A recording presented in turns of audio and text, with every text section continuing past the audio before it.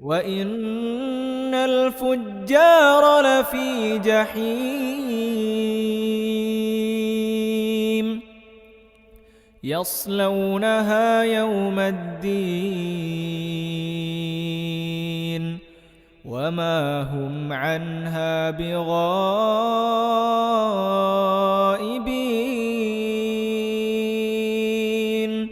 وما أدراك ما يوم الدين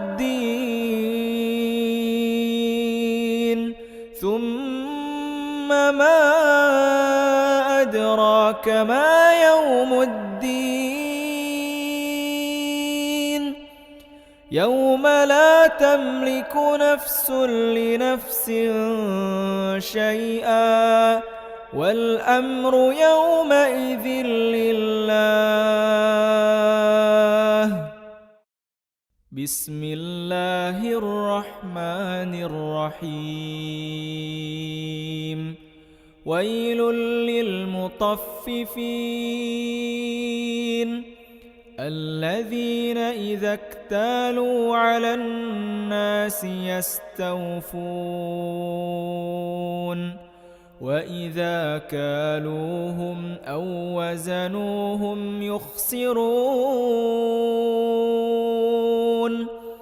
ألا يظن أولئك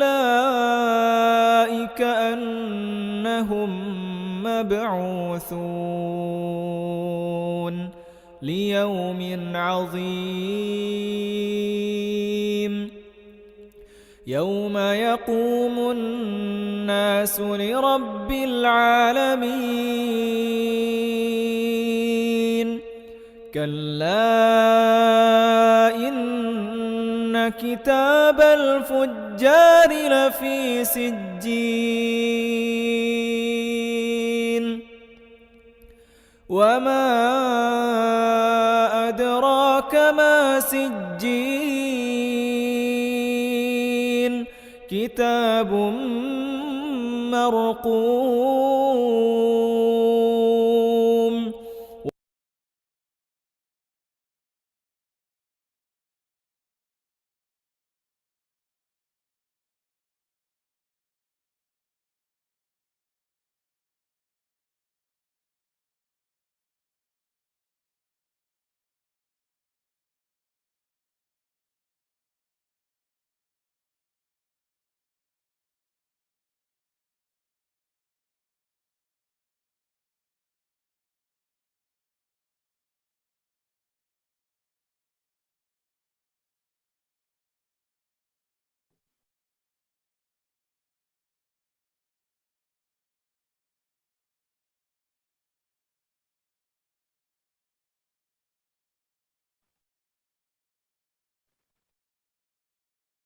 Assalamualaikum warahmatullahi wabarakatuh.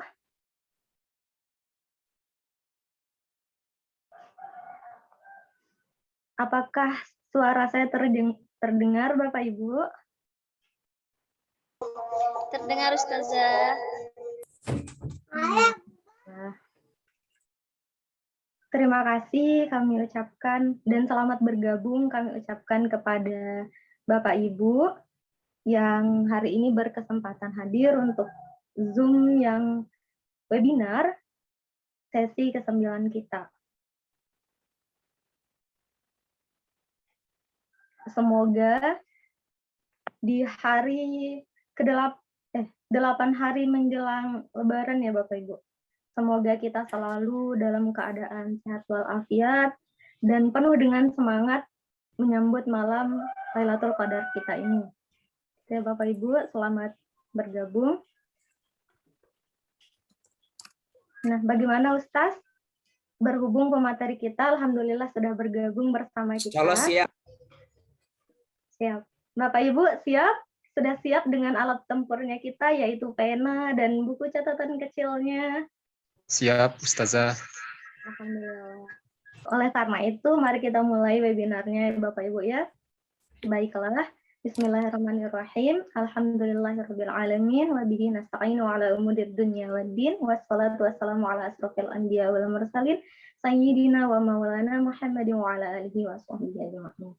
Alhamdulillah, terima kasih dan selamat bergabung Bapak Ibu di webinar sesi ke-9 kita, yang pada hari ini kita dibersamai dengan pemateri kita yang Masya Allah sekali, beliau selalu dalam keadaan ceria untuk memberikan kita materi-materinya, ilmu-ilmunya yang semoga itu mendatangkan manfaat yang kedepannya yang baik untuk kita. Nah, oleh karena itu Bapak Ibu, karena berhubung sudah tidak sabar untuk mencatat ilmu-ilmu yang akan kita dapatkan di materi sesi ke-9 ini, Alhamdulillah, tema kita pada sore hari ini yaitu pemberdayaan mudabbir, perspektif peer attachment atau kelekatan teman sebaya. Nah, oleh karena itu marilah kita sama-sama menyimak yang akan disampaikan oleh beliau. Tapi sebelum itu, supaya lebih barokah lagi Zoom kita pada sore hari ini, marilah kita membuka dengan sama-sama melafazkan Al-Fatihah.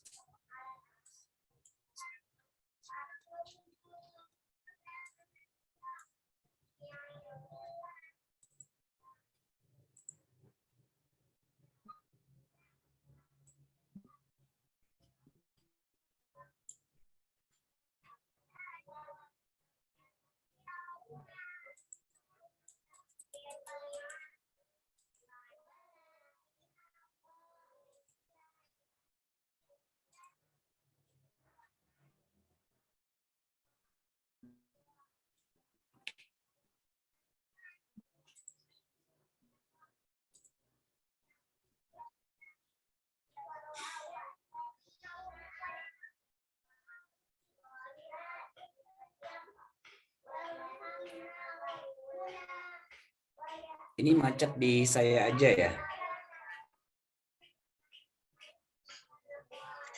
Sepertinya Ustazah Yuliani yang Oh macet, iya, Ustaz. iya, iya.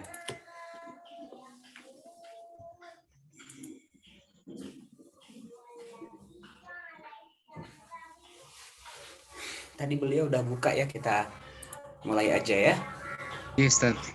Baik. Ya, terima kasih semuanya. Karena Ustazah Yuliani sedang terkendala jaringan, jadi kita langsung saja di sini karena tadi beliau juga sudah mengantarkan sampai pembukaan ya dengan melafazkan Al-Fatihah. Baik, bismillahirrahmanirrahim. Assalamualaikum warahmatullahi wabarakatuh. Bismillah, alhamdulillahirabbil alamin. Allahumma sholli ala Muhammad wa ala ali Muhammad. Rabbi shrah li sadri wa yassir li amri wahlul 'uqdatam min lisani yafqahu qawli, amma ba'du.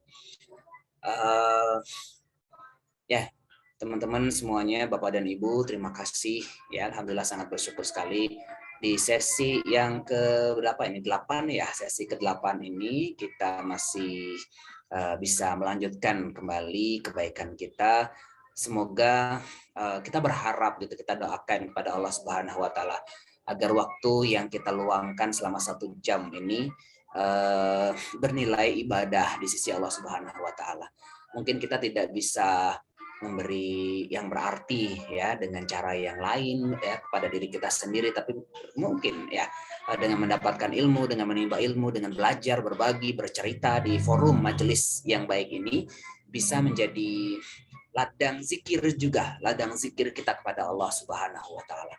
Sehingga saya pribadi memang menekankan sekali bahwa agar majelis ini bisa menjadi majelis zikir gitu ya, karena diawali dengan basmalah, kemudian kita akhiri juga dengan hamdalah, awal dan akhirnya juga menyertai Allah di dalamnya, dalam rangka berupaya untuk saling mengingatkan ya, mendekatkan diri kepada Allah Subhanahu wa taala.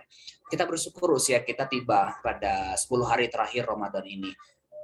Tentu masing-masing kita punya tantangan yang berbeda-beda untuk bisa mengoptimalkan atau kemudian mungkin istilah teman-teman yang lain mengais sisa-sisa Ramadan kayak gitu. Yang dimana kemudian sebenarnya sisa di sini justru bertumpuk pahalanya di 10 hari terakhir ini. tidak mudah bagi kita untuk beristiqomah dalam kebaikan ya, kecuali Allah berikan petunjuk dan hidayahnya, kecuali kita melatih diri kita sendiri untuk terus menjaga kualitas-kualitas amal kita agar 10 hari terakhir Ramadan ini bisa kita habiskan dengan berzikir, dengan berdoa, dengan bertilawah, dengan berbagi ilmu ya, dengan bersedekah gitu. Dan mudah-mudahan Allah mampukan kita ya untuk memperbesar energi kita di 10 hari terakhir Ramadan ini dengan jutaan, dengan amalan-amalan baik yang belum kita berikan di 20 hari pertama Ramadan kemarin. Ya terutama mungkin bagi bapak-bapak yang ingin menjemput ya menjelang Lailatul Qadar dalam malam-malam ganjil ini gitu ya. Kita masih punya banyak waktu, banyak hari untuk konsen ya, untuk konsen, fokus, khusyuk pada ibadah kita ya. Mudah-mudahan full itikaf ya, minimal pada malam-malam harinya ya untuk menjemput Lailatul Qadar. Ini bisa kita ikuti itikafnya.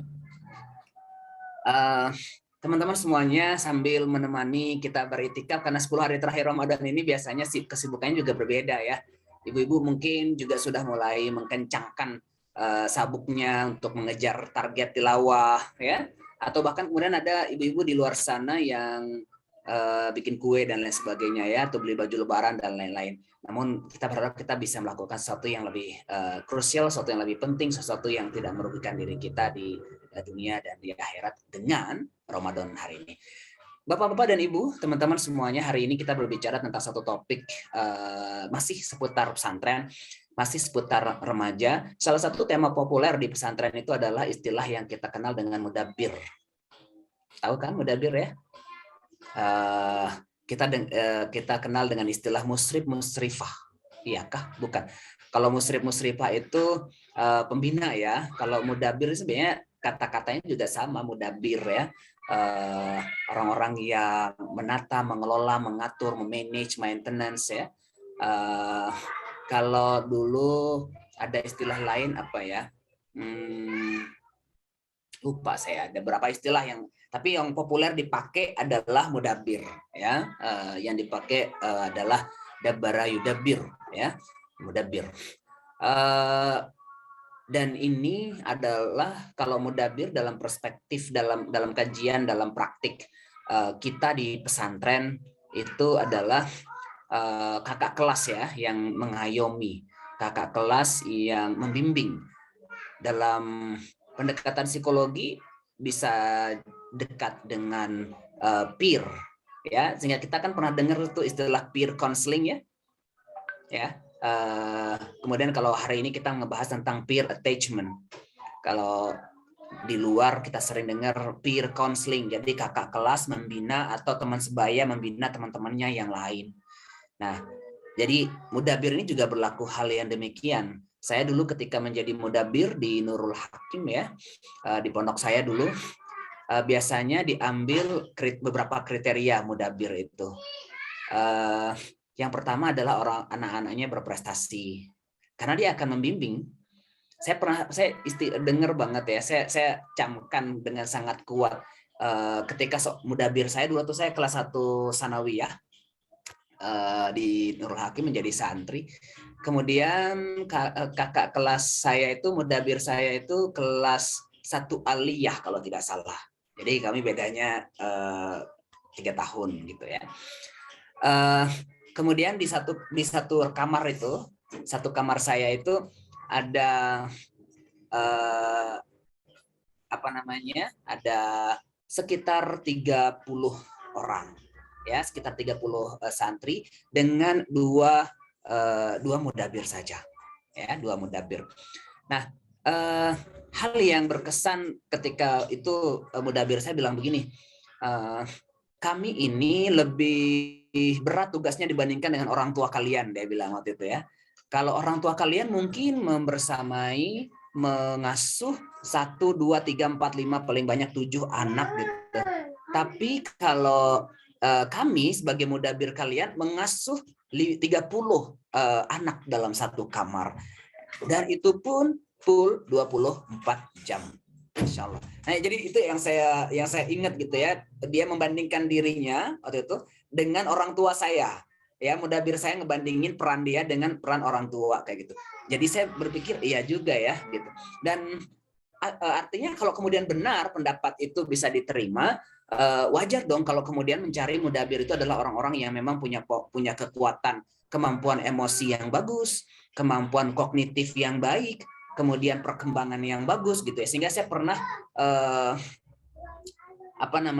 punya insight, kriteria. Nanti teman-teman yang mau merekrut mudabir misalnya ya, kakak kelas gitu yang berkualitas dalam tanda kutip itu, paling nggak dia memiliki beberapa kriteria sebagai berikut.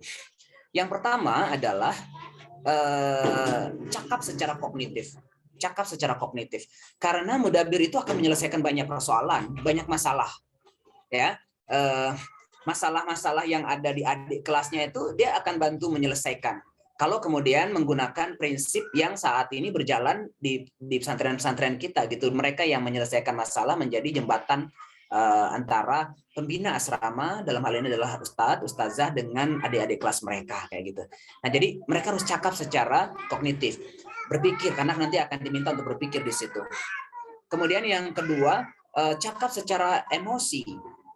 Mereka juga harus memiliki kemampuan kontrol kelola emosi yang baik, karena kalau kemudian mudabir berlatar belakang temperamen emosi yang mudah marah, maka ya mungkin banyak seperti yang kita dengar di beberapa sekolah-sekolah boarding, kakak kelas melakukan perundungan, kekerasan kepada adik kelas, bahkan pernah di beberapa kasus ya sekolah-sekolah boarding akhirnya berujung kematian. Karena penyiksaan kakak kelas terhadap adik kelasnya gitu ya. Di beberapa sekolah boarding, kita tidak berbicara hanya di pesantren gitu, tapi mungkin beberapa sekolah boarding yang lain. Nah, teman-teman semuanya, Bapak dan Ibu, itu cakap secara emosi agar dia memiliki kontrol emosi yang baik. Saya kemarin ada satu mudabiroh gitu ya di Cahaya Bangsa yang chat ke saya, Ustadz, apa yang bisa kami bantu dengan problem yang ada di sekolah saat ini. Kami ikut prihatin dengan apa yang terjadi saat ini di sekolah, dan apa yang bisa kami lakukan untuk membantu teman-teman dan membantu ustazah tuh, membantu kami semua. Nah, itu adalah ada enjoyment di situ, ada emosi di sana, ada emosi yang baik di situ, keterlibatan mereka yang mereka berikan. Nah, ini perlu kompetensi itu dimiliki oleh seorang mudabir. Kemudian kompetensi yang lain ya, sebagai seorang kakak kelas nantinya atau teman sebaya nantinya yang akan mempengaruhi, yang mempersuasi teman sebayanya lain, adalah dia harus perlu hadir dari latar belakang keluarga yang baik-baik saja, untuk kemudian meminimalisir resiko anak-anak yang menjadi mudabir dari anak-anak beresiko. Jadi kalau misalnya kita memilih nih, ada dua anak yang sama-sama cerdas, sama-sama bagus emosinya, tapi satunya adalah latar belakangnya adalah dari keluarganya mungkin tidak bagus, kemudian satunya adalah dari keluarga yang bagus ya. Kalau saya sarankan pilih yang dari latar belakang keluarga yang bagus. Pilih anak ini, remaja ini dari latar belakang keluarga yang bagus, agar meminimalisir resiko-resiko kehadiran sosok mudabir dari latar belakang keluarga yang tidak bagus. Karena mau tidak mau, terima atau tidak terima, latar belakang keluarga yang baik-baik saja tentu menghadirkan potensi kebaikan yang lebih tinggi dibandingkan dengan anak-anak dengan latar belakang keluarga yang buruk ya, broken home, tidak dididik oleh ayah ibunya, diabaikan, jauh dari ayah ibunya misalnya kayak gitu kan, itu menyimpan beberapa konsekuensi. Jadi kalau bukan boleh memilih, kalau kemudian dalam kita dihadapkan dengan kondisi itu, pilih ya anak dengan latar belakang dari keluarga yang baik, yang harmonis. Family strengthness-nya, kekuatan keluarganya bagus kayak gitu. Kemudian yang ketiga ya, tadi kecakapan kognitif, kecakapan emosi, latar belakang keluarga. Bagus kalau misalnya anak-anak ini juga turunan dari kecakapan kognitif, yaitu memiliki prestasi-prestasi yang baik, sehingga dia bisa menjadi teladan, dia bisa menjadi model, dia bisa menjadi contoh. Karena teman sebaya ini nanti akan menjadi contoh. Nanti kita akan berbicara tentang bagaimana fungsi teman sebaya interaksi teman sebaya, dan salah satu yang kental adalah menjadi contoh dan menjadi teladan untuk adik-adiknya, dan ini beresiko kalau kemudian teladannya buruk bisa diikuti, kalau teladan yang baik bisa juga diikuti. Jadi itu ada sisinya, nanti ada sisi kiri dan sisi kanan. Nah, paling enggak itu yang tergambar ya, selain kemudian menunjukkan akhlak, perilaku, kemudian keimanan, tauhid, ketakwaan mungkin yang juga bisa kita amati, bisa kita lihat perilaku spiritualnya anak-anak remaja dari kakak kelas ini juga yang perlu kita potret untuk kemudian mereka indikator menjadi seorang mudabir yang akan membantu pondok pesantren memanage kegiatan sehari-hari di lingkungan pesantren yang sangat beragam dan luas ya.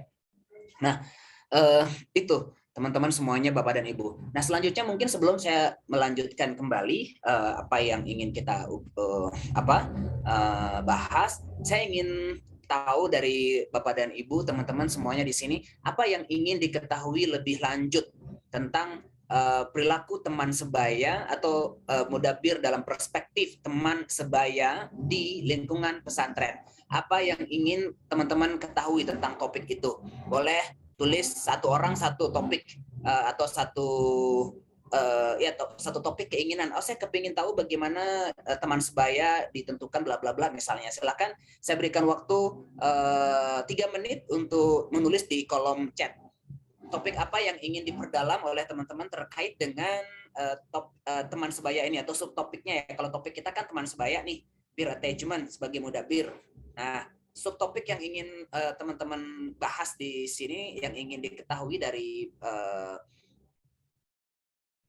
forum ini, apa kira-kira subtopiknya apa? 3 menit dari sekarang.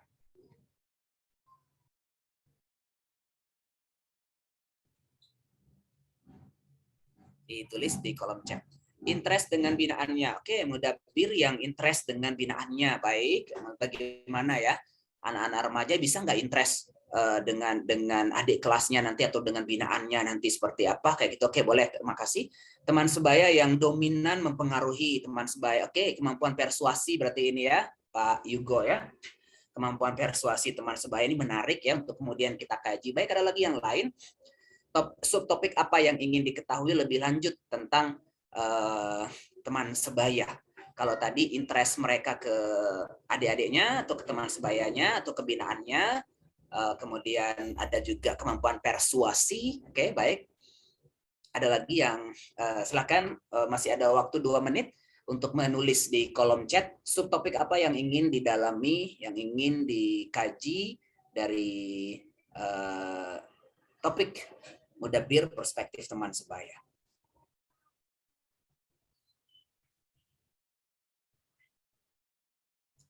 Teman sebaya dari segi bagaimana mendekati teman sekamar atau pondoknya sehingga bisa terbuka, oke ya. Jadi kemampuan untuk komunikasi juga di sini ya, agar mereka terbuka dengan teman sebayanya. Baik, masih ada waktu 1 menit, silakan masih ada yang mau berbagi subtopik apa yang ingin dikaji terkait dengan teman sebaya.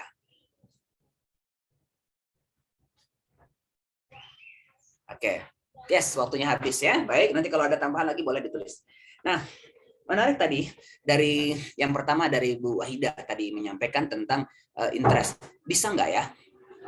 Interest itu kita terjemahkan misalnya daya tarik mereka, atau mungkin nanti saya coba ingin feedback dari Bu Wahida nanti tepat nggak penjelasan saya ini. Kalau saya mencoba menerjemahkan interest itu adalah ketertarikan mudabir kepada binaannya atau murabi, mutarobi, mudabir, mutadabir ya gitu ya. Kalau kemudian di kajian Arab bahasa Arabnya. Nah, jadi pembina dan binaannya lah kayak gitu. Nah, adik-adik binaannya. Ketertarikan ini adalah ada ekspektasi di situ. Kalau kita sebagai guru kan seringkali bilang begini ya, seringkali dituntut begini. Guru yang baik itu adalah guru yang memiliki ekspektasi yang tinggi terhadap kemajuan peserta didiknya, gitu kan?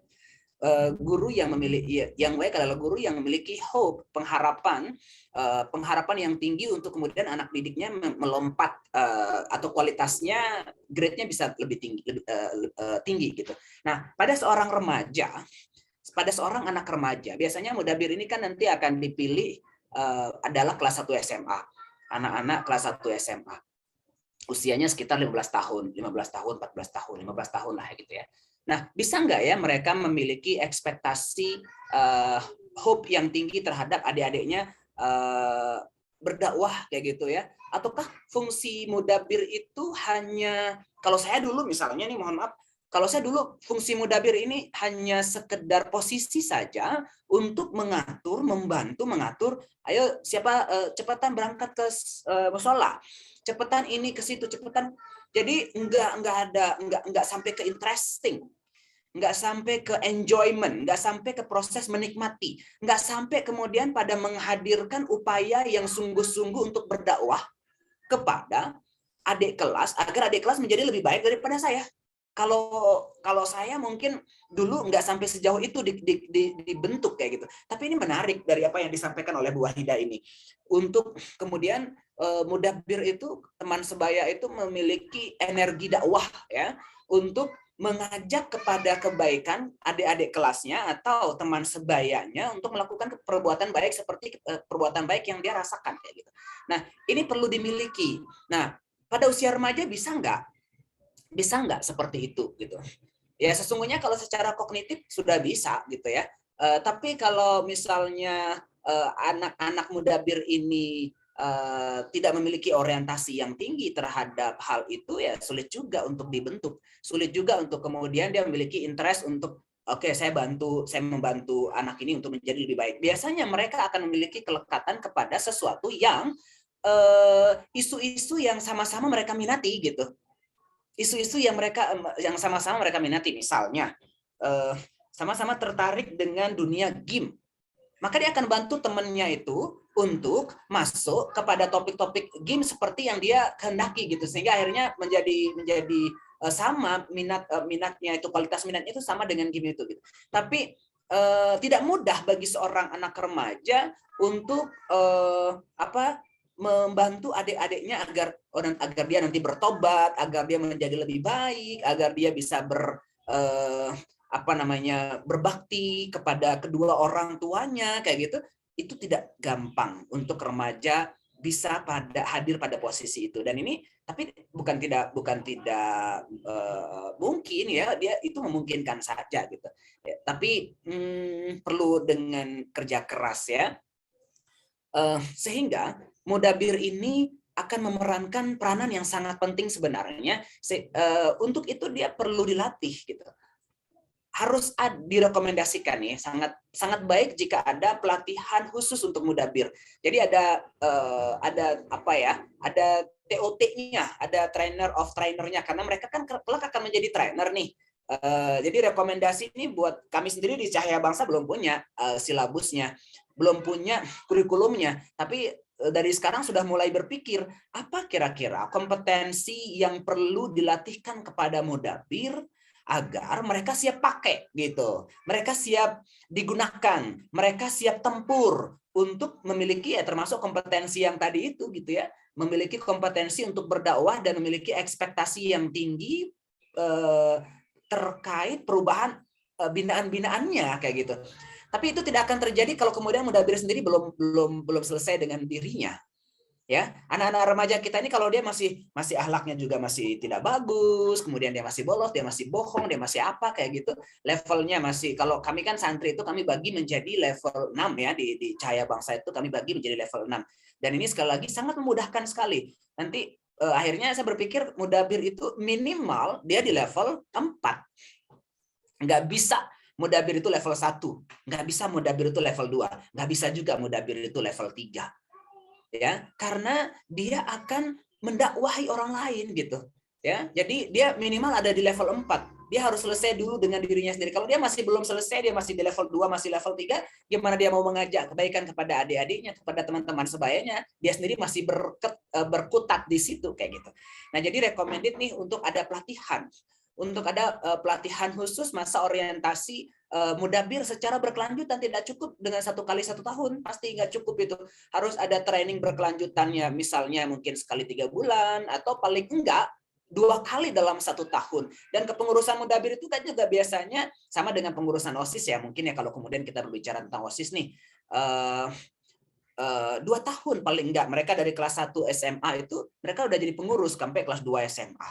Alasannya dulu kamu berhenti jadi pengurus OSIS karena sekarang kamu harus fokus kepada ujian nasional kan? Gitu. Kita diberhentikan dari kepengurusan karena kita harus fokus belajar ujian nasional dulu. Tapi kalau sekarang ujian nasionalnya udah dihapus, masih mau memberhentikan masa kepengurusan anak-anak kelas 3 SMA gitu kan? Masih perlu, maksud saya, masih perlu nggak kayak gitu? Mengingat sekarang ujian nasional sudah dihapus kayak gitu. Kalaupun misalnya akan diberhentikan, alasannya apa? Mungkin alasannya magang, mungkin alasannya pengabdian, misalnya kayak kami di Cahaya Bangsa nanti anak-anak kelas 3 itu dia udah harus magang gitu. Kita kirim ke beberapa NGO internasional ya, di Gili Trawangan, di Senggigi gitu ya, selama 1 bulan minimal mereka ada di situ dan mulai bekerja memegang amanah sebagai orang dewasa. Nah, ini mungkin fokusnya sudah mulai berbeda sehingga akhirnya kamu nggak usah lagi di Mudabir, nggak usah lagi di OSIS, nggak usah lagi di Hispara istilahnya kalau kemudian organisasi boarding gitu ya, anak-anak di pesantren itu karena kalian fokus dengan magang dan beberapa capaian-capaian fokus dengan target perguruan tinggi misalnya. Nah, itu mungkin bisa didiskusikan. Overall secara keseluruhan akhirnya kemudian masa jabatan mereka akan menjadi Mudabir itu 2 tahun tuh teman-teman semuanya. Paling enggak minimal 4 kali pelatihan. 4 kali pelatihan mereka harus miliki. Ya, dengan kurikulumnya yang juga bisa disesuaikan apa saja kompetensi yang mereka butuhkan, misalnya kompetensi komunikasi tadi Pak Yugo menyampaikan bagaimana mereka bisa mempengaruhi, itu adalah communication skill. Ya, itu adalah communication skill. Termasuk misalnya tadi Bu Ustazah Yuliani mengatakan bagaimana orang ini Mudabir ini bisa berkomunikasi dan akhirnya dia bisa mendapatkan tempat untuk adik-adiknya bisa nyaman curhat gitu kepada, atau teman-temannya merasa nyaman untuk curhat dengan teman sebayanya, dengan Mudabirnya dalam hal ini. Dan itu adalah skill komunikasi. Nah, skill komunikasi ini adalah akhirnya bisa kita katakan kalau kemudian kita bagi kompetensi menjadi 2 kan, kompetensi inti atau kompetensi peran. Biasanya juga kita istilahkan demikian. Kompetensi inti itu mungkin bisa masuk kemampuan komunikasi gitu, karena nanti dia akan mempersuasi, dia akan membangun keterbukaan dengan teman sebayanya yang lain agar temannya itu bisa curhat. Jadi adik kelasnya tidak hanya curhat kepada ibu bapaknya saja, tapi dia juga bisa menemukan teman curhat dari kalangan kakak kelasnya. Nah, jadi ini luar biasa menurut saya ya teman-teman, khususnya yang mungkin dari Cahaya Bangsa hari ini hadir gitu ya. Pemberdayaan dunia Mudabir itu sangat efektif sekali, efisien dan efektif menurut saya. Ya, jadi guru-guru juga atau mungkin teman-teman yang dari sekolah-sekolah yang lain, stresnya juga tidak akan tinggi karena kita bagi-bagi gitu ya, tekanan-tekanan itu kita akan bagi-bagi, kita akan deliver bahwa Mudabir ini pegang ini, guru pegang ini siapa pegang ini. Jadi saya masih sangat terkesan dengan keberhasilan saya dulu ya di pondok di pesantren saya dulu, ketika untuk hal-hal yang sederhana kecil gitu, Mudabir itu keren banget gitu dulu atau saya jadi Mudabir itu. Jadi sebelum azan asar kayak gitu ya, sebelum ngaji lah di musola atau di masjid, itu Mudabir udah tegak berdiri di depan pintu pakai sabuk gitu, kalau kami dulu ya pakai sabuk, kemudian mengkontrol, memonitor siapa yang masih di kamar dan siapa yang harus segera ke masjid. Dan selesai semuanya, angka keterlambatan ke masjid itu kecil sekali. Itu Mudabir 100% berperan. Ya, 100% berperan. Dan tidak ada apa-apa gitu, tidak ada kekerasan, tidak ada pemaksaan, jadi cukup budayanya udah terbentuk banget gitu ya. Saya dulu tuh bagus sekali itu. Dan itu tidak gampang diterapkan. Nggak gampang, nggak mudah diterapkan. Karena itu pembentukan budaya, prosesnya lama, prosesnya panjang, sistemnya kuat. Ya. Nah, jadi boleh kita mencontek program dari sekolah-sekolah yang lain, tapi untuk kemudian menerjemahkannya butuh perjuangan teman-teman semuanya gitu ya. Nah, jadi ini Mudabir itu sangat membantu sekali. Nah, jadi kalau kemudian kita ingin efektif ya, distribusi tekanan-tekanan permasalahan-permasalahan di pesantren itu juga bisa didistribusi kepada mudhabir gitu ya. Artinya mereka juga udah balik kan, sudah dewasa kan, sudah mulai bisa belajar bagaimana menghandle anak, menghandle teman, menghandle adiknya, menghandle teman sebayanya gitu. Nah, jadi itu kompetensi komunikasi. Secara teori, secara konsep juga begini, bahwa teman sebaya dalam konsep remaja ini punya kemampuan mempengaruhi. Dan saat ini kalau di penelitian psikologi barat memang, atau penelitian dengan remaja-remaja dengan masalah, biasanya memang mereka akan menguatkan pada isu-isu yang negatif. Ya, pada isu-isu yang negatif. Jadi mereka bisa mempengaruhi teman-temannya itu untuk melakukan hal yang buruk gitu. Ada juga prinsip di dalam perkembangan remaja itu, dan ini juga terjadi di kalangan, saya sering temukan di beberapa tempat gitu ya. Jadi dia tidak peduli halal atau haram, anak remaja nih ya, tidak peduli benar atau salah. Dan beberapa hasil riset juga menunjukkan mereka tidak peduli mau dinasihati oleh orang tua atau tidak, mau dekat atau tidak pun dengan orang tuanya, mereka nggak peduli. Apa yang mereka pedulikan? Pengakuan teman sebaya. Pengakuan teman sebaya. Ya misalnya mungkin populer kita sering mendengar kasus-kasus anak-anak yang baik, anak-anak yang mungkin kita anggap solehah kayak gitu. Tapi ternyata akhirnya melanggar di pondok pesantren, misalnya kok berpacaran, bolos. Kenapa kamu lakukan ini? Ya, kenapa kamu lakukan ini? Ya salah satu alasan dia adalah ya saya dengan saya merokok, saya baru bisa diterima di lingkungan itu. Ya. Saya kalau nggak berpacaran nggak populer di hadapan mereka. Jadi berpacaran itu adalah bagian dari hal yang populer di kalangan remaja, dan saya harus pacaran dong agar saya bisa masuk ke mereka gitu. Ini kekuatan teman sebaya luar biasa. Kekuatan teman sebaya itu luar biasa, dan itu sangat kuat sekali ya, membentuk, mempengaruhi, mempersuasi dalam hal buruk. Nah, teman-teman, menjadi pertanyaan kritisnya buat kita adalah, teman sebaya yang mau kita kuatkan di pondok itu adalah teman sebaya yang positif dari kalangan mudhabir, atau teman sebaya yang negatif misalnya, yang destruktif, yang merusak di kalangan luar mudhabir misalnya. Kalau kita kan tadi mengatakan bahwa mudhabir itu minimal level 4 tuh. Minimal level 4, 5, 6 ke atas mereka jadi mudhabir, lulus jadi mudhabir. Nah, tapi kan ada juga teman-teman sebaya yang level 1, 2, dan 3, dan mereka juga bergerak kan. Ya ibaratnya adalah di mana ada Nabi Musa, di situ ada Firaun ya. Di mana ada kebaikan, di situ ada keburukan ya. Di mana ada Nabi Muhammad, di situ ada Abu Jahal ya, misalnya. Itu kan adalah siklus kehidupan, adalah alami terjadi gitu. Jadi ingat, ini sangat penting sekali, dan saya pikir ini juga tidak gampang untuk dilakukan ya. Untuk men-set up mana yang akan lebih punya power, mudhabir itu yang bisa menjadi teman sebaya, ataukah non mudhabir yang memiliki resiko-resiko untuk mempengaruhi adik-adiknya. Nah, kalau kemudian ada problem di pondok kita, di sekolah kita, pertanyaannya adalah siapa yang lebih kuat? Anak-anak level 1, 2, dan 3 yang menjadi teman sebaya yang mempengaruhi pada keburukan, merokok, berpacaran, bolos misalnya kalau umumnya di pesantren gitu kan. Ataukah kemudian anak-anak level 4, 5, dan 6 yang memiliki kemampuan persuasi dan komunikasi yang tinggi, yang baik, berprestasi sehingga akhirnya menghadirkan budaya, so tidak ada ruang untuk keburukan di situ karena mereka sudah menjadi baik ya.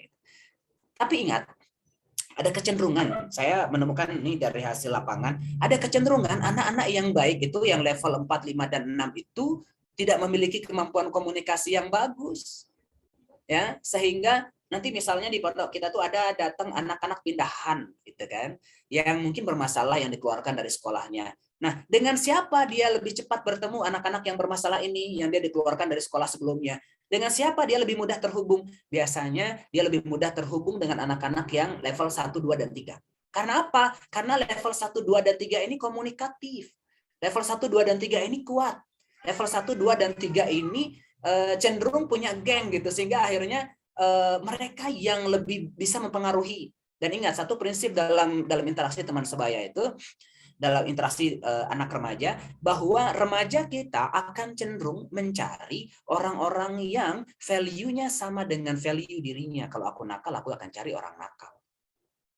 Kalau aku dikeluarkan, kemarin aku dikeluarkan dari misalnya anak-anak pindahan gitu ya, dikeluarkan dari sekolah sebelumnya karena aku merokok, maka aku akan lebih mudah untuk mencari, berinteraksi, terhubung dengan teman-teman yang juga merokok dan nakal.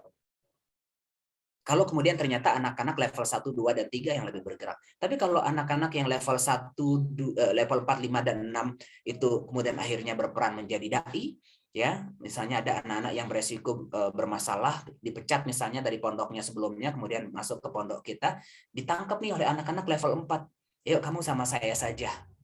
Tapi itu tidak akan terjadi kalau anak-anak mudabir ini atau peer attachment positif ini, peer yang positif ini tidak memiliki skill komunikasi. Jadi skill komunikasi ini kalau kemudian, wah dia adalah kompetensi utama yang sangat penting untuk dimiliki oleh seorang mudabir, seorang remaja. Nah, teman-teman semuanya tidak terasa, ya udah mau habis waktunya 4 menit aja. Tinggal 4 menit ini waktunya ya, Masya Allah. Tentu kita tidak bisa membahas semuanya, tapi hal yang penting juga dari konsep remaja ini adalah sudah ada kepemimpinan di situ.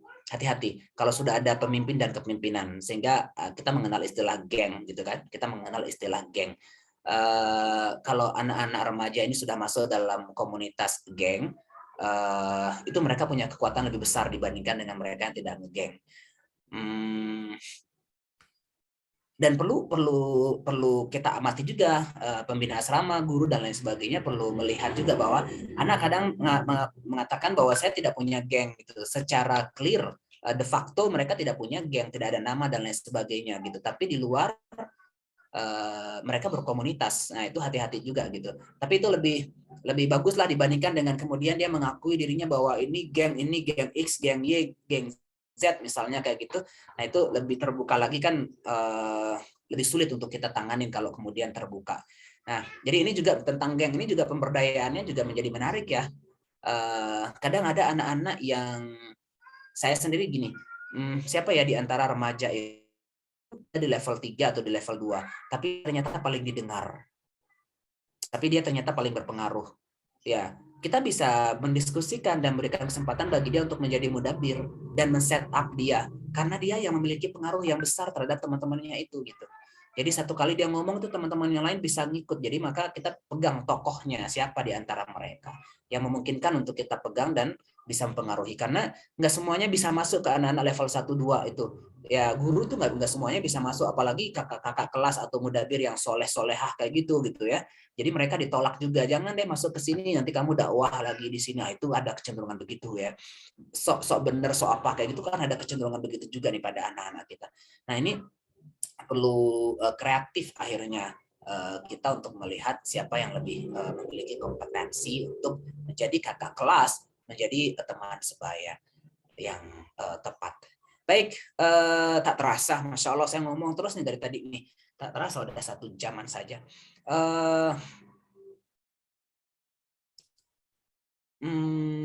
Mungkin apa ya yang saya pikirkan untuk meng-close dari kajian kita tentang tema teman sebaya ini. Teman sebaya pada remaja itu punya kekuatan yang luar biasa. Dan selama ini memang kebermanfaatannya banyak dibahas di topik-topik yang agak negatif gitu ya. Misalnya saya punya klien anak remaja yang saat ini sering meninggalkan rumah, dikeluarkan juga dari pondoknya, dan ternyata orang tuanya mengatakan bahwa anak ini kok sangat mudah ya terhubung dengan teman-temannya yang juga nakal. Dia kok sangat mudah ya terhubung dengan teman-temannya yang buruk akhlaknya. Dan dia sekarang ini menjadi cenderung kuat di teman-teman sebayanya dan akhirnya bermasalah melakukan beberapa tindakan-tindakan keburukan sampai tindakan-tindakan kriminal gitu.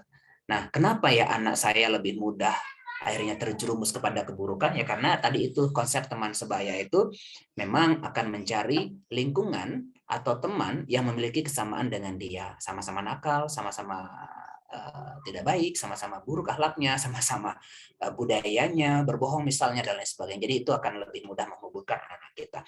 Jadi di pesantren akhirnya PR kita adalah menguatkan mudabir. Mudabir ini harus kuat karena dia yang akan menjadi penyeimbang. Kalau tidak ada mudabir ya udah teman sebaya dalam kajian umum ya, permasalahan umum selama ini yang akan lebih kuat. Jadinya anak-anak yang level 1, 2, 3 itu yang lebih kuat perannya. Nah, tapi kalau kemudian mau mengurangi peran 1, 2, dan 3 ini, maka kita dari boarding harus punya mekanisme pemberdayaan mudabir yang akurat, ya, harus punya mekanisme pelatihan mudabir yang tepat agar kekuatan kita justru hadir dari perspektif teman sebaya di lingkungan dari anak-anak yang lebih positif. Wallahu a'lam bishawab. Jadi mungkin kita bisa buka diskusi 10 menit ya Ustazah Yuliani sebelum kita tutup. Saya kembalikan kepada Ustazah Yuliani selaku moderator. Terima kasih. Assalamualaikum warahmatullahi wabarakatuh. Waalaikumsalam warahmatullahi wabarakatuh.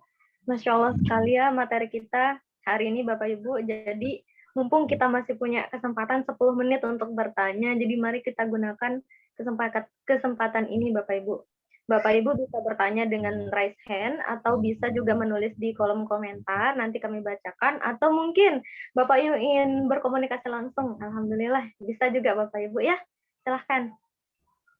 Mungkin ada hal-hal yang mengganjal, mungkin yang pernah dialami anak kita atau bagaimana. Kita bisa diskusikan di sini dan mencari solusi bersama-sama. Mumpung kita masih ada yang bisa membimbing, insya Allah.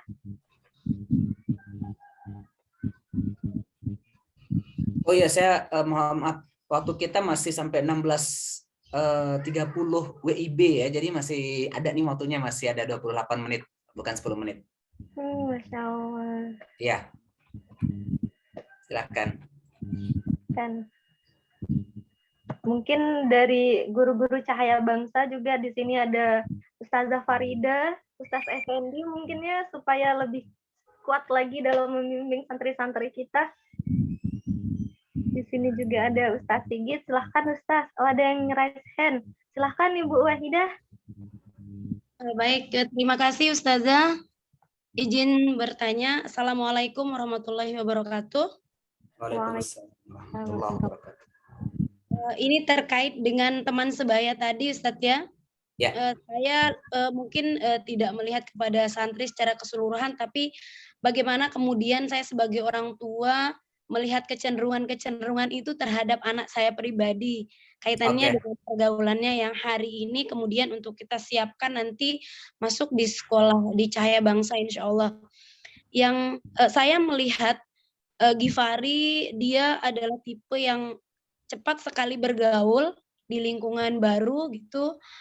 Kemudian ada sedikit kekhawatiran saya terkait dengan cepatnya juga dia terwarnai oleh teman-temannya gitu. Entah itu mungkin karena dari kekuatan kami secara keluarga dan lain sebagainya itu masih kurang terhadap pendidikan dia gitu.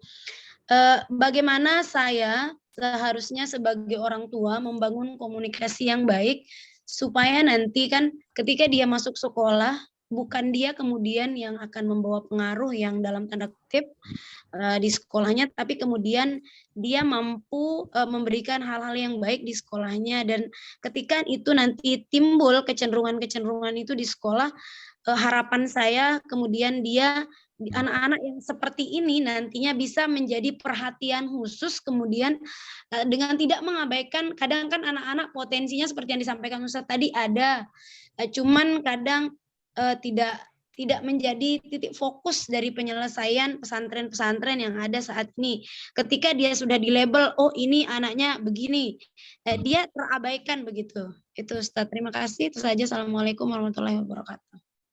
Waalaikumsalam. Baik, langsung saja Ustazah Yuliani ya.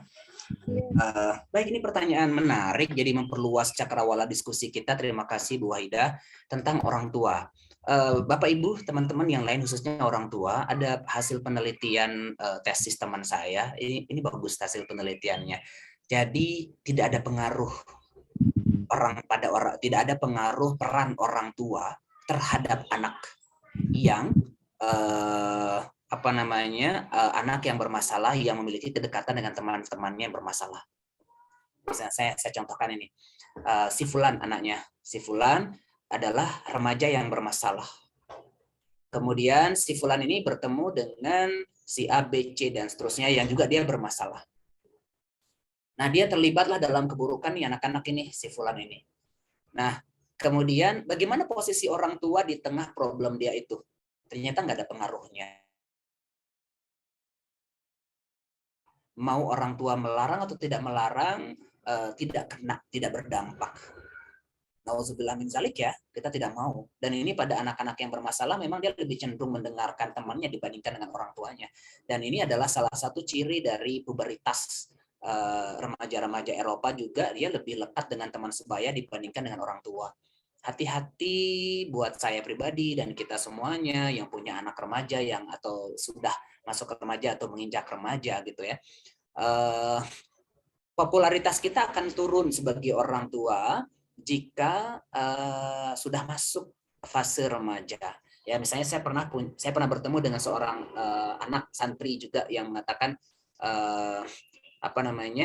saya tidak mau dijenguk oleh ibu, nggak mau saya dijenguk oleh ibu. Kenapa? Ya udahlah, saya cukup aja kayak gini, nggak usah ibu sering-sering jenguk gitu. Padahal ibunya juga ada keperluan emosi buat ke dia kan, ada maksudnya menyatu, dekat, kayak gitu, ada kebutuhan ibu juga kan. Jadi ada dua arah gitu. Tapi dia udah menolak ibunya. Kenapa? Salah satu alasan dia menolak ibunya, udah cukup aku punya teman, jadi ibu nggak perlu datang lagi, ayah nggak perlu datang lagi. Hati-hati itu. Jadi kita nanti bisa salah saing, ya, bisa salah persaingan, pertarungan dengan teman sebaya. Kalau kemudian teman sebaya menjadi lebih populer, kita bisa ditinggalkan oleh anak-anak kita perlahan. Nah, terutama itu pada anak-anak yang bermasalah sih memang ya. Tapi kalau misalnya kita bisa membangun kedekatan ya, bonding kita antara ayah ibu dengan anak ini yang nggak gampang juga untuk dirusak oleh teman sebaya yang menjadi ancaman persaingan kita kayak gitu. Nah, itu satu hal. Kemudian yang lain lagi adalah terus bagaimana nih dengan anak-anak kita yang nanti masuk pondok pesantren. Kan pesantren itu tidak semuanya dewa di sana, tidak semua malaikat di situ, tidak semua anak baik di situ kan. Pesantren itu sangat beragam sekali, sama beragamnya dengan sekolah-sekolah yang lain gitu, sama gitu ya. Apalagi pesantren nggak melakukan seleksi, nggak rekrut, nggak memilih-milih santrinya kayak gitu, nggak, kecuali kalau dia milih-milih kayak gitu. Kecuali kalau dia milih-milih yang masuk adalah anak-anak yang pinter saja gitu ya. Yang masuk adalah anak-anak yang nilainya tinggi saja, yang punya kelakuan baik saja, misalnya mungkin dia bisa lebih berkurang, bisa keterpaparan terhadap masalah menjadi lebih kurang, tapi itu pun tidak menjamin, karena banyak misalnya saya lihat di beberapa pondok pesantren yang besar juga yang dia lihat secara EQ harus segini, prestasi akademik harus begini, tapi ternyata tidak cukup itu untuk menjamin bahwa anak itu anak baik, dan ternyata di pesantren juga dia masih bermasalah kayak gitu, memunculkan masalah menjadi akar masalah dan lain-lain. Nah, jadi tidak ada tempat yang aman ya untuk kemudian kita bebas dari permasalahan, karena iblis itu ada di mana-mana dan diizinkan oleh Allah Subhanahu wa taala untuk mengganggu sampai hari kiamat kayak gitu. Ya, jadi peluang permasalahan di dunia ini selalu ada dimanapun, dan itu bisa disetting di aspek apapun gitu ya, dimanapun bisa masalah itu hadir dari guru, dari yayasan, dari mudabir, dari teman sebaya dan lain sebagainya. Nah, kembali tadi kepada anak-anak kita yang punya kemampuan dia beradaptasi kok cepat ya. Tapi nanti bagaimana nih? Nah, kalau kemudian untuk kasus tadi karena kita membahas Gifari, kalau misalnya Gifari adalah tipe anak yang mudah bergaul, mungkin kita juga perlu berhati-hati. Yang pertama, ada dua hal lah yang saya ingin sampaikan. Yang pertama, adalah perkuat di fungsi keluarga dulu sebelum dia mondok. Kemudian yang kedua adalah siapa yang lebih cepat menangkap Gipari. Apakah anak remaja yang baik ataukah remaja yang tidak baik kayak gitu. Ya, itu dua hal yang kita bahas. Yang pertama adalah perkuat di struktur keluarga dulu. Jadi kalau anak ini udah kuat, nggak perlu takut ya Gifari mau bertemu dengan siapa, seburuk rupa apapun nanti dia, karena dia udah punya dari basic keluarga. Apa yang perlu diperkuat? Nilai-nilainya gitu ya. Nilai-nilai dia tentang bagaimana keimanan, ketakutan terhadap Allah dibangun, kemudian pengawasan terhadap Allah dibangun, kemudian apresiasi yang kita berikan, aku bangga kepadamu karena kamu tumbuh menjadi anak yang kuat, tidak mudah dipengaruhi, kamu memilih berorientasi pada hal-hal yang benar, yang baik, ya. Itu adalah hal-hal kecil. Misalnya ada hal-hal kecil lainnya ya yang bisa kita amati dari anak ini juga, kemampuan dia bertanggung jawab gitu. Kalau saya mengamati pada anak saya, salah satu alat ukur saya untuk mengidentifikasi anak saya baik atau siap atau tidak siap itu adalah dia bertanggung jawab gak dengan adiknya misalnya, atau bertanggung jawab dengan rumahnya, tanpa disuruh dia pernah nggak membersihkan dapur, tanpa disuruh dia pernah nggak membersihkan rumah, ya. Kemudian tanpa disuruh dia pernah nggak membantu orang tua, menunjukkan kepeduliannya kepada orang tuanya, kepada keluarganya. Nah jadi mentalitas positif ini perlu dibangun, dan itu bisa dilakukan dari sekarang, dari sebelum anak-anak masuk pesantren. Karena nanti kalau sudah masuk pesantren kan dia tidak mendapatkan perlindungan dari orang tua, tidak mendapatkan pendampingan yang intens lagi dari orang tua. Maka sekarang kita lakukan di anak-anak kelas 5, kelas 6 ya, diperkuat dulu jati diri mereka, diperkuat dulu identitas akil mereka, orientasi mereka terhadap kebaikan. Nah, jika ini sudah kuat ya, mau dia bertemu dengan siapapun nanti akan aman. Karena dia punya cahaya, ya saya ilustrasikan sebagai cahaya gitu. Jadi anak-anak baik akan mudah nangkap dia, dan anak-anak buruk tidak akan mudah nangkap dia. Misalnya kayak gini, anak-anak buruk, anak-anak yang punya perilaku buruk misalnya, anak-anak yang punya kecenderungan mengajak kepada keburukan. Dia melihat sosok Gifari, kayaknya anak ini sulit deh diajak merokok. Kayaknya anaknya pegang Al-Quran terus, misalnya kayak gitu ya. Atau dia ngomongnya baik terus, dia dekat sekali sama ibunya, ayahnya, kayaknya sulit nih anak ini diajak untuk pacaran, gitu ya. Jadi lingkungan buruk itu sulit menjangkau dia karena cahaya dia akan lebih mengarah kepada kebaikan kayak gitu. Misalnya, tapi kalau anak-anak yang baik akan mudah menangkap dia, misalnya, kayaknya ini sasaran deh, anaknya aktif banget, peduli, kemudian kemampuan komunikasi juga bagus, kayaknya bisa ditarik nih jadi mudabir, gitu. Karena dia punya apa ya?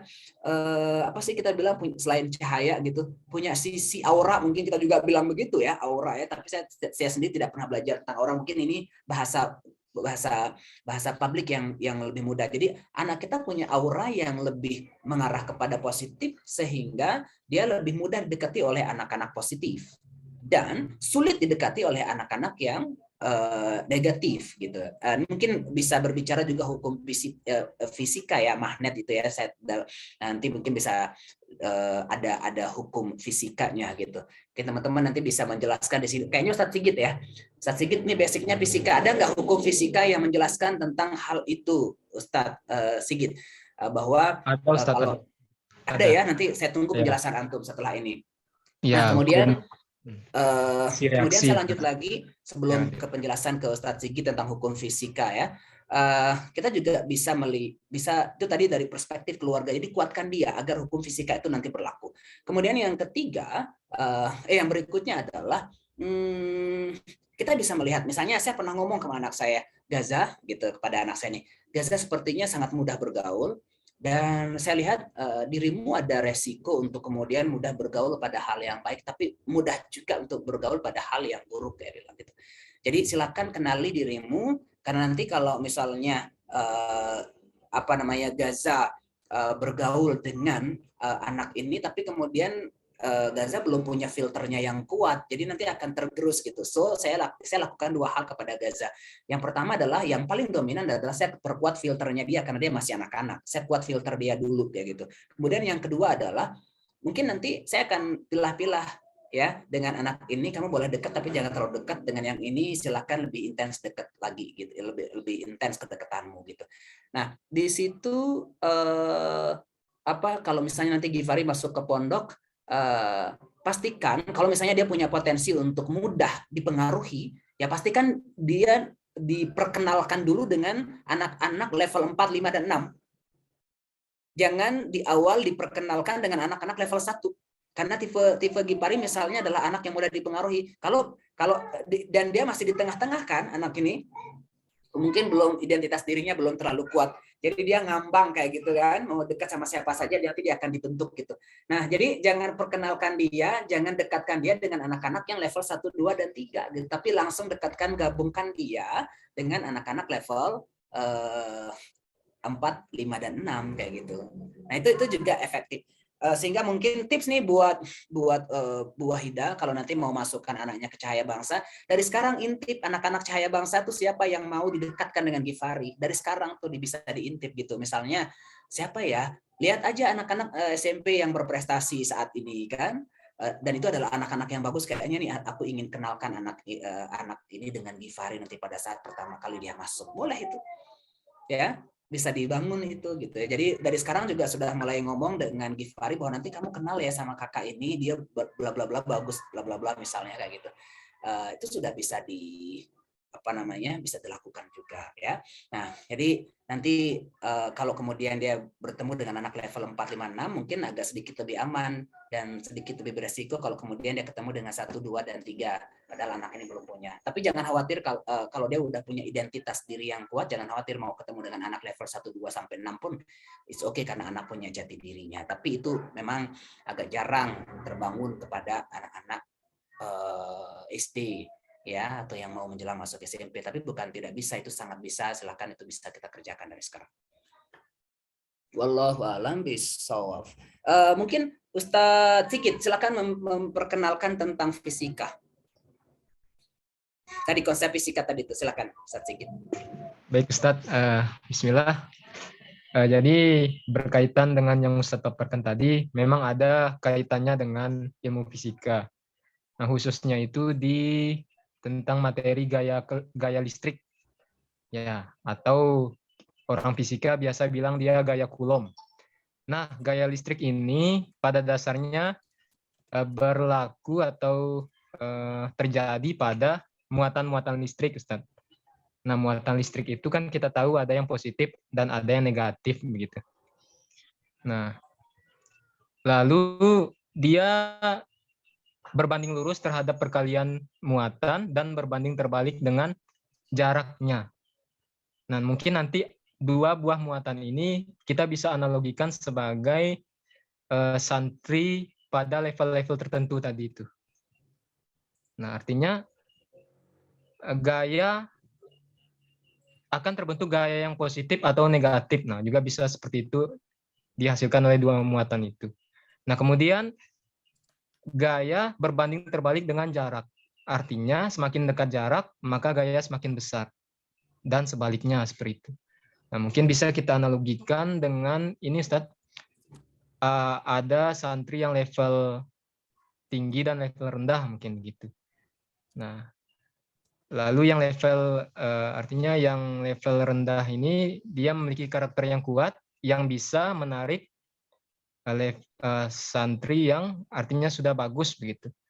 Nah, ini kalau dia semakin dekat jaraknya, maka kemungkinan besar santri yang sudah baik ini bisa terpengaruhi oleh santri yang artinya yang kita bilang mungkin membuat masalah begitu, Ustaz.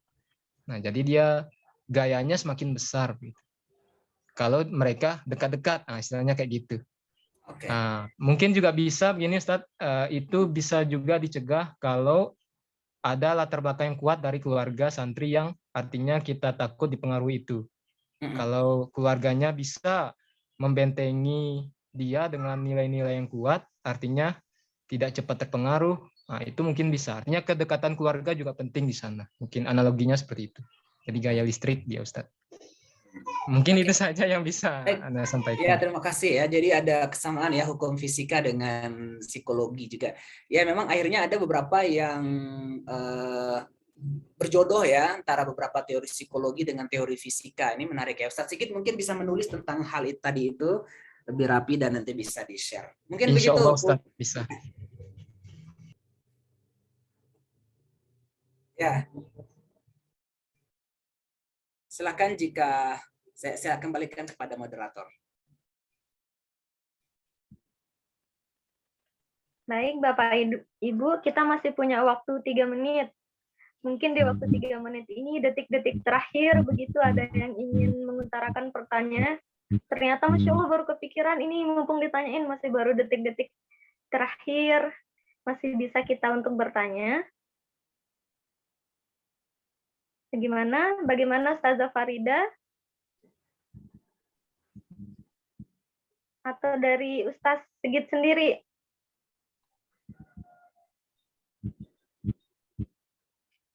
Atau dari saya sendiri, Ustaz? Boleh. Iya. Karena mumpung belum yang ada yang nunjuk, jadi nunjuk diri sendiri aja dulu. Ya, silakan. Ya, begini Ustaz, kan bagaimana cara selain pelatihan itu, karena mungkin di Cahaya Bangsa kan belum ada pelatihan juga terkait mudabir, tapi bagaimana cara kita menguatkan mudabir yang sekarang sudah terpilih begitu di Cahaya Bangsa, sembari menunggu pelatihannya yang mungkin masih agak lama, dan kondisi sekarang ya kakak mudabirnya kan ada yang melemah, mental down dan sebagainya. Jadi bagaimana cara kita supaya mereka lebih bisa menguatkan adik-adiknya lagi, sembari kita juga yang ikut menguatkan adik-adiknya. Gitu, Ustaz. Oke. Baik, terima kasih ya. Jadi ya begitulah. Memang akhirnya nanti kan tidak semua mudabir juga akan berhasil kan. Tidak semua mudabir akan baik-baik saja. Ada juga cerita-cerita kita dengar di beberapa pondok misalnya. Mudabir kok akhirnya dia yang melanggar, mudabir kok malah akhirnya dia yang juga mengajak melakukan keburukan, itu juga ada kayak gitu. Itu alami. Kemudian bagaimana caranya menguatkan mereka kalau kemudian tidak dengan pelatihan ya?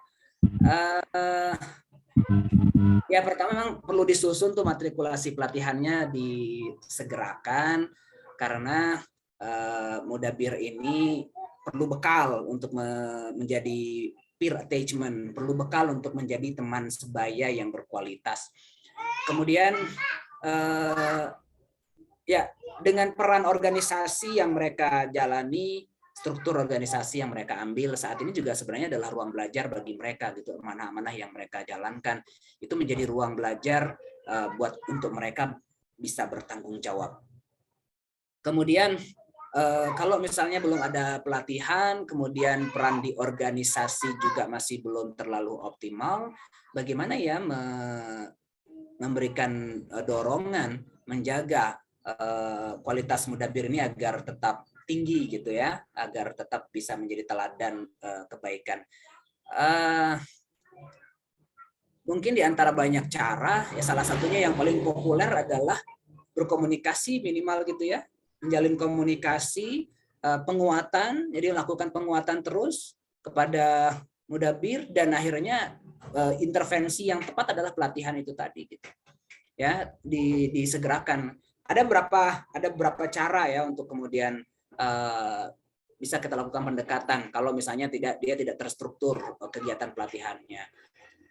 Paling sederhana adalah doa ya, tapi itu paling efektif juga, kemudian paling dahsyat juga doa itu paling sederhana, tapi tidak perlu apa ya perencanaan yang terlalu matang, SOP, alat-alat, enggak gitu, cukup dengan mengangkat tangan gitu ya di tempat sholat atau ketika sujud udah berdoa udah selesai, sangat so simple gitu ya. Tapi dia yang paling dahsyat dampaknya itu yang kita bisa lakukan Ustazah.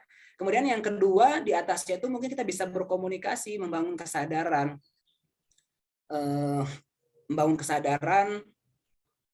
peran mereka untuk bahwa mereka bisa membantu guru-gurunya, mereka juga bisa belajar dari problem ini, diberikan penugasan-penugasan kayak gitu ya. Jadi sifatnya masih eksternal juga ya, berkomunikasi, membangun kesadaran bahwa mereka bisa membantu kita.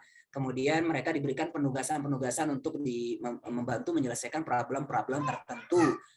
diminta untuk mendekati adik-adik tertentu misalnya ya, berdakwah kepada adiknya, mempersuasi adik-adiknya agar kembali kepada kebaikan misalnya, itu kan hal-hal yang sederhana yang bisa kita lakukan ya, yaitu komunikasi. Level yang lebih tinggi lagi yang kemudian mungkin lebih butuh waktu untuk melakukannya adalah pelatihan gitu, dan ini memang menjadi mau tidak mau harus dilakukan agar lebih terkoordinir, lebih terarah, capaian-capaian juga bisa lebih terlihat dengan mudah. Mungkin begitu ya Ustazah ya. Jadi dipercepat ya pelatihannya diberikan. Kalau selama ini memang di Cahaya Bangsa itu tidak ada pelatihan yang terstruktur, belum ada pelatihan terstruktur untuk Mudabir.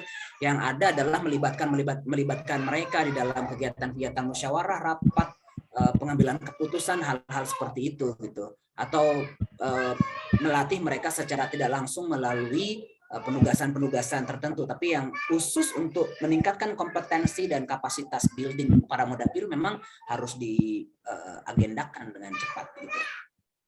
Baik, terima kasih. Dan menjawab.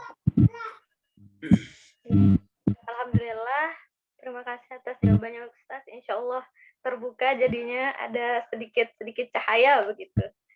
Nah, berhubung karena waktu sudah menunjukkan pukul harus berpisah mungkin ya Bapak Ibu di pertemuan sore ini.